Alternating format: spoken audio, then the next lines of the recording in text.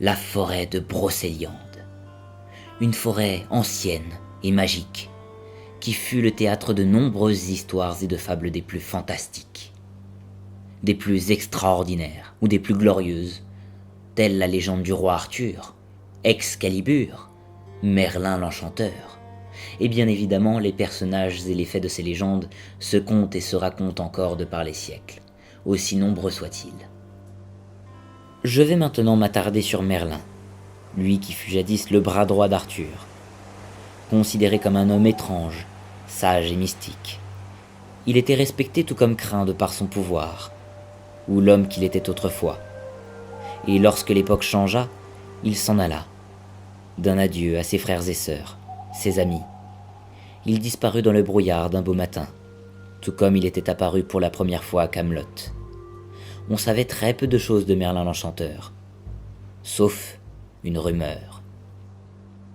Dans la forêt de Brocéliande, douce, belle et grande forêt, la rumeur raconte que Merlin l'aurait ensorcelé pour des raisons obscures.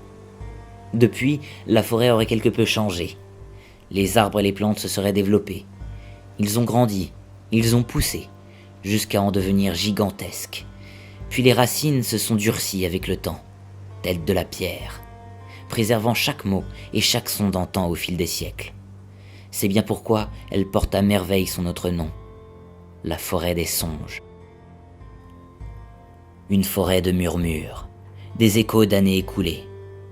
D'autres langues racontent que Merlin aurait laissé un monstre pour veiller sur la forêt, ainsi que sur un certain trésor qu'il aurait caché. Un monstre sans visage et à la taille d'un géant. Il se cache.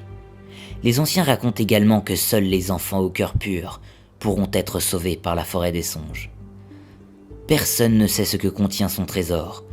Peut-être de l'or, un héritage pour les générations futures, de puissants artefacts ou sortilèges, ou des secrets qu'il aurait enfouis. En tout cas, le peuple breton sait très bien qu'il n'est jamais bon de s'éterniser dans la forêt lorsque le brouillard se lève. Car ce ne sont pas les esprits malins, mais le monstre que vous risquez de croiser. Et croyez-moi quand je vous dis que vous ne voulez pas être sur son chemin. Depuis la nuit des temps, les monstres sont appelés monstres, car ils nous font peur et ils nous sont inconnus. En tout cas, ce monstre-là perdure à travers le temps, et il portera un nom très célèbrement connu que les humains lui attribuèrent. Mais ça, c'est une toute autre histoire que je vous réserve pour bien plus tard. Ne pas avoir trouvé l'hôtier de Viviane m'a étonnamment troublé, et j'ai passé une étrange nuit. C'est pourquoi, tôt le matin, j'ai décidé de contacter un expert de l'aventure en terrain hostile. Mais si, vous le connaissez ?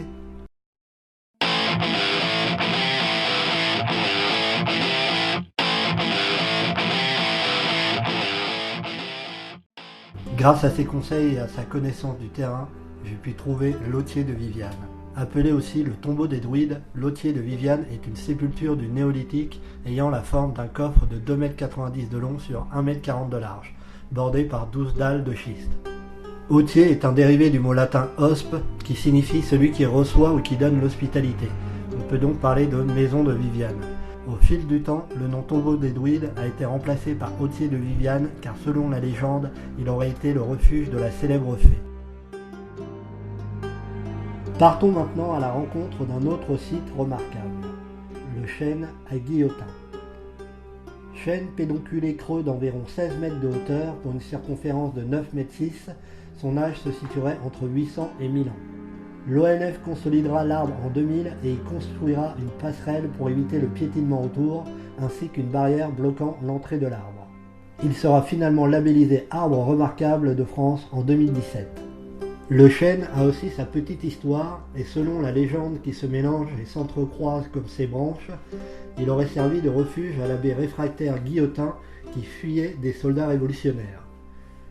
Caché en son creux, des araignées auraient alors tissé une toile épaisse le cachant de ses poursuivants. Apparemment là il y a la fontaine de Barenton dans le coin, je vais vous montrer ça.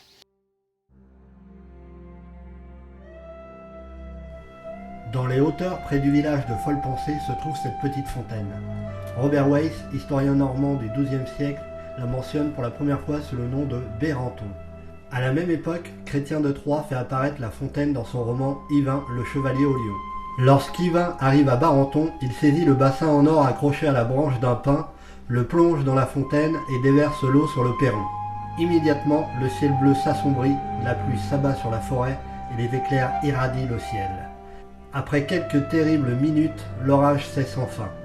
Surgit alors au grand galop le chevalier noir, gardien de la fontaine. Un terrible combat s'engage entre les deux hommes, Yvain triomphe, c'est le début de nouvelles aventures. Les aventures d'Yvain ont perduré dans la tradition orale. Encore aujourd'hui, on raconte que si de l'eau est versée sur le perron de la fontaine, la foudre et la tempête se déclenchent instantanément. Personnellement, j'ai pas essayé, rouler le cul mouillé m'est particulièrement pénible.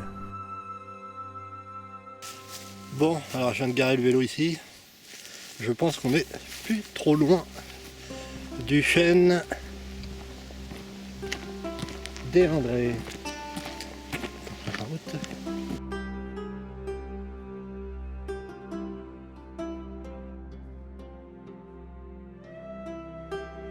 Ici, quasiment toute la forêt est privée. Il faut faire gaffe, pas trop faire chier les gens.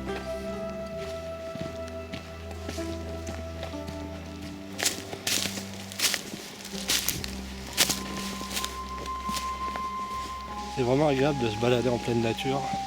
Personne. Tout seul. C'est royal.